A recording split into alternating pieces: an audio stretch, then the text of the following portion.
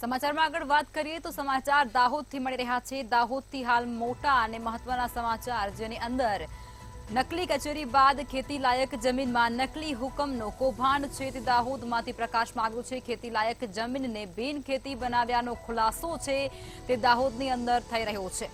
જમીનના એને બાદ હવે પ્લોટિંગ કરી અને વેચાણ કર્યા હોવાનો ખુલાસો પણ અત્યારે સામે આવી રહ્યો છે।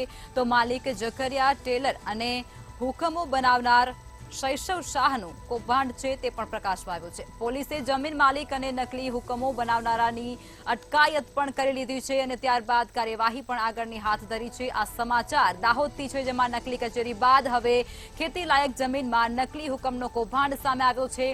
ખેતી લાયક જમીનને બિન ખેતી બનાવ્યાનો મોટો ખુલાસો છે તે દાહોદમાં થઈ રહ્યો છે।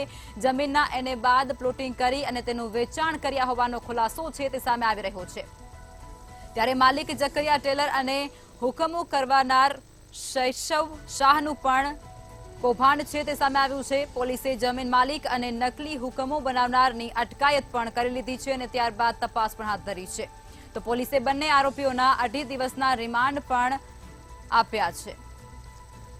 દાહોદ જિલ્લા પંચાયતના ચીટણીશ વિજય ડામોરે નોંધાવી હતી ફરિયાદ। નકલી હુકમો કેટલીક જમીનોમાં રજૂ કરાયા છે કે તે અંગે તપાસ પણ હવે આગળ હાથ ધરાશે।